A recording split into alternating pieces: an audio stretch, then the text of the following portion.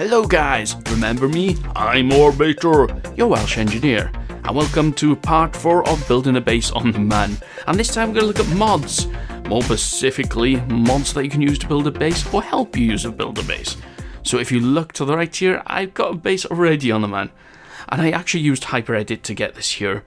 But look at these modules. You've got the greenhouse module, the one with the big windows. You've got the center hub module that you can connect, all your base parts to, and then you've got a couple of modules on the end of the greenhouse there, and then you've got storage and even a garage on the side there. Let's take a look at that. Let's open the sides, open the front, and you see it's really cool. It has a flat bottom, which makes it a lot easier for building the base, and that's me showing that you can use. I used HyperEdit to get this here.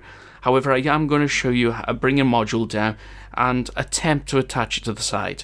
You'll see this maybe trying to get that on the side, and I'll show you when we come to it. Anyway, I also want to show you other mods that you can use to help you build a base, but we'll get into that as we go to the VAB. So let's go. Okay, here we are in the VAB. This is the module packs. You can see you have some awesome tools with it. This is similar to what you've got in there, the main hub, the greenhouse on the side, which opens up. Oh yeah, also, you can use the docking port by here. This is exactly the same shape as the modules, so it makes it easier. You can have one on each side and dock it on. So you can build in module by module, rather than having to build the entire thing and launch it and land it all in one go, which would be a pain in the ass. And you see there's got flat bottoms. You can also add landing legs to have struts to higher it from the floor. And also you have this awesome module here, which allows you to attach things like batteries, fuel tanks, or any other tanks which you can tag. But also, if you've got Kerbal attachment system mod, which is another mod I suggest you use, you can add these handy containers on the side, which I think is cool because it works with the Kerbal attachment system mod and the Kerbal inventory system mod. Now, the Kerbal inventory system mod normally you'd get with these large containers or things like that, and basically the Kerbal attachment system mod allows the Kerbal to detach and attach equipment like these pipe connectors to any ship and connect them to another ship, say to transfer fuel. Or you can connect struts to strengthen the structure of a craft or something. There's a lot you can do. You also get extra tools, which I'll show you in a moment, that'll help with it. Now, do note that your Kerbals need a ratchet or a wrench to enable you to attach equipment like this, the screwdriver here, and you also have the wrench. You've got EVA propellant as well, just in case you want to fly the journey. Explosives. Now, what Kerbal would be found without any explosives? Answer that. And also you get these grappling hooks and harpoons, electromagnets. They work in a similar way to the grabbing unit of the stock game. And look at this, you also even get a user guide that you can use in-game. Yes, I think it works like a PDF manual, but you can use it in the game itself, which I think is bloody awesome. Every mod should have that. And also the little wrench there that you can chuck in the works. Okay, so what have we got next, I suppose? Well, what we can do with this mod is actually go and attach things. You can virtually build a base just using that, attach things. But there's another mod I want to add to this, and that is MechJeb. So we got the base mod, the Kerbal attachment system, the Kerbal inventory system that the Kerbals can carry things and attach things, and MechJeb, which will help you, give you information, launching and landing on your base. Okay, so now I said I was going to show you how to land, or how I'm going to land this part on the base. I've built it like a rover. It's going to rover across, then it's got decouplers to decouple the wheels after we've attached it to the base. Well, that's the theory of it. And you can see we've got an upside down lander. I can attach the rocket on the bottom. I've also balanced it so we don't have too much out of the way of weight. So it won't spin out of control while we're launching it. Now I have to note this is in version 1.0.5, so because these at the time I hadn't built the base in 1.1. So let's get this launched and I'll show you. Okay, we're ready for launch. Now, let's get the MechJeb unit so we can use the ascent guidance. As I said, this is a handy tool. You can use this to do all your maneuvers. You can get into the man and back. Now, a couple of things with this. With this design, I had to limit acceleration to 20 meters per second. I also had to change the turns shape on the ascent path editor to 60%. And also limit the AOA to 3 degrees. That's the turn rate, I think. I'm not entirely sure what AOA means. I should look that up. Now let's engage the autopilot and spacebar launch. And we're off to the man. I'll meet you in orbit around the man, and then we can discuss the other tools. Okay, so now that we're in orbit around the man, what we can do is use the tool landing guidance. So if we bring that up, as you can see the buttons, it's easy to operate, so don't worry about it. You can use it as a landing guidance or a landing automated tool. So pick target on map, and you can see you get this awesome triangle type shape reticle. Now you want to land at the base, but not directly on top, so just a little bit off center from the base. There you go. I think that's cool enough. Don't forget we've got rover built, so it's going to be easy enough for us to rover over to that base. Now all we have to do is click land at target. Awesome stuff. This is absolutely cool. Now the MechJeb will go through a couple of maneuvers, so don't worry about it time warping. And if you think it's gone past where it can do a landing, it's got to do, for this base especially, it's got to change the inclination of the orbit, so the orbit goes over the top of the base, and then I suppose it has to reduce the orbit. And now MechJeb has to do exactly the same things that we have to do for parts 1, 2 and 3 of landing at the base. It's got to change the inclination of the orbit. The only difference with MechJeb, rather than doing it all in one maneuver node, it's going to do it in a couple of maneuvers. First off, it's going to change the angle of the orbit, or the inclination for all you buffs out there. You can see it's going to, was that the radial or the anti-radial? I can't remember these shapes, what the names are. I should make some effort in memorizing that. But never mind. Let's get back to the tutorial at hand. And you can see the orbit is now hovering over the top of the base. So let's time warp. MechJeb's doing all the work for us. I'm not doing anything other than changing the camera angles. Okay, as you can see, we're getting quite close to the base, and this is quite different to what I shown you in part 2 of building the man base, where we get a gentle, slow deorbit until we come to the base, and then we come to the pinpoint landing. This is more closer to the part 1 where I shown you how to do a direct landing right over the top of the base.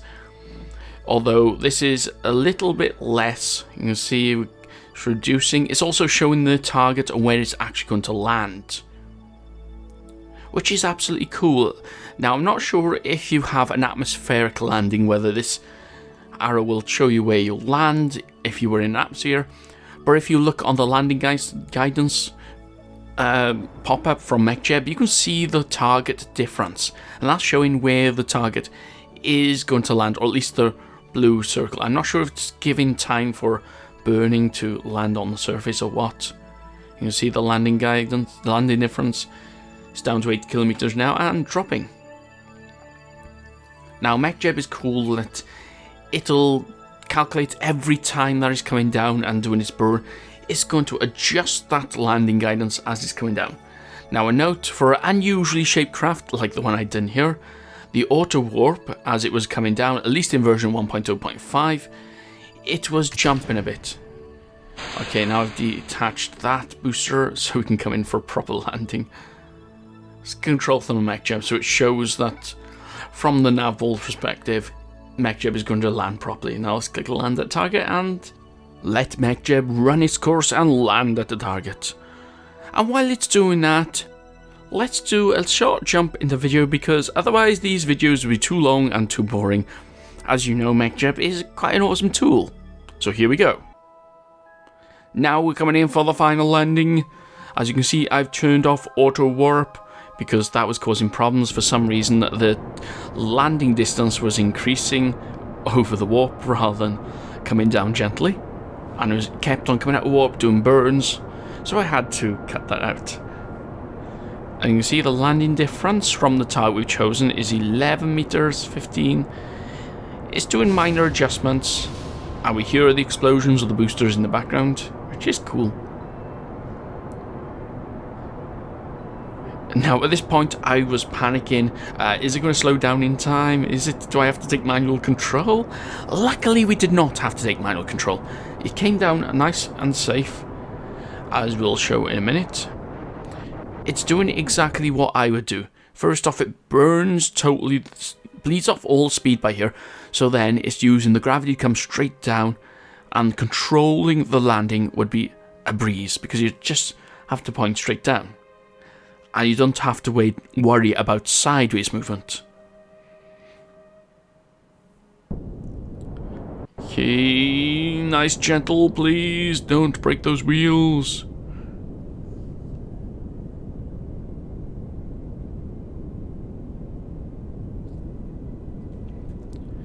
And we have touchdown. However, by here, I left this in the video. Yes, the top rocket was too heavy for the wheels. I had to quickly detach it. And before I could control the rover and flip it back over, like a turtle on its back, it landed and couldn't right itself. So what I'm going to do by here, yes, I'm going to cheat. I'm going to use MechJeb, no, the hyper edit, sorry, to quickly land exactly where we landed, although hyper edit seems to be a bit different on where we actually landed, because I set to current location. But never mind, let's carry on. We've got a docking to do. And this is actually the first time I've tried a manned rover docking. Now I tested this on Kerbal, it seemed to dock okay, but after that I adjusted the height of the wheels in the VAB to allow for the height of the landing legs, which are underneath or connected to the wheels. However, there is a problem, and we'll see it in a moment. First off, let's head off to the base, and then I can show you the docking and also the Kerbal attachment system tools in motion. Right, we're approaching the base. The sun is over the horizon, but that doesn't matter. That will not deter us from our mission of docking this. Now, there's a few things you have to note if you're doing a rover to try to dock to this. I'll let you decide the clever ways of building this rover and attaching it. I'm just using some disposable wheels, which hopefully will work. Now, as usual, set both docking ports from control from here and the other one as a target. Now, the difference is you can't go side to side when docking this.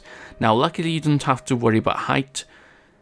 So, the one thing you're going to have to do is try to angle your rover correctly and get the correct angle. Yes, and then come in directly straight. So this looks quite good. Bring it in slowly. Do some adjustments as you're going forward. It's actually not that hard. I assume that most of you will find docking in space much harder, which even I do to this day. Find it quite hard, especially if I try to do docking in space as stock. But here we go. Right, we seem to be aligned, or close enough. Let's straighten up. Go forward a bit. You're going to see the wheels are holding us a bit high. Now, hopefully, my hope by here was that once we get close, we can decouple the wheels, the base will fall, and attach. Okay, so... Ooh, let's drop the gear. Okay, yeah. The magnetics seem to have taken over because it's pulling us closer. Let's keep us a bit closer here. Decouple wheels. And no balls, damn it! The front wheels didn't detach properly. That's because they're held in place by the landing gear, which I did not expect. I messed this up. Never mind. This was just to show you that you can... It is possible to do it. Okay, so what we're going to do next, I suppose, is show the Kerbal attachment system mod. Now, I've got Engineer Kerbal. By the way, if you're using Kerbal attachment system and Kerbal inventory system, you can only use an engineer, even if you're in sandbox mode. I learned that the hard way. Okay, so we've got a Kerbal out to the rover. Now, right-click on the container, and you can see we've got all the parts. Now right click on the Kerbal and go into inventory. That brings up the Kerbal's inventory. First off, you need a wrench or the screwdriver. Right click on that and equip. If you don't do that, you can't use the Kerbal to attach things. Now let's grab these fuel duct tool connectors and the strut connectors. You need one for either side, and I suppose we use the explosives as well. So first things first, let's show you how to attach things, because this got me stumped when I first started using this mod. Right, grab the part from inventory with the mouse button, let go, hover it over whatever you want to attach it to, hold down X, and click mouse button and you attach. Do again for the next part, X, attach. Now right click on each part, hit link, go to the next part, right click, hit link. And as you can see, we've created a strut without having to build it in the VAB. That's awesome. It's a cool mod to have for your base. Now, say if you want to detach that, again, hold down X, click the mouse button, make sure you don't have a part held in your mouse. Now hold down G, click on the part, and drag it into your Kerbal's inventory. Simples. Anybody can do it. Now the fuel ducts work in the same way when you attach it and link it to parts. Do note you can only have a limited distance to attach the struts or the fuel ducts, but the fuel ducts allow you to pipe fuel and what else, or anything that you can transfer across to other craft, even electricity, which I think is awesome. Now I'll let you decide about my misengineering of that rover, but first thing first, I don't like this rover. Let's use some explosives and blow it up. So again, X, attach, after you've dragged it from your inventory. Now with this, explosives, right click on it. Right click. Now go to setup.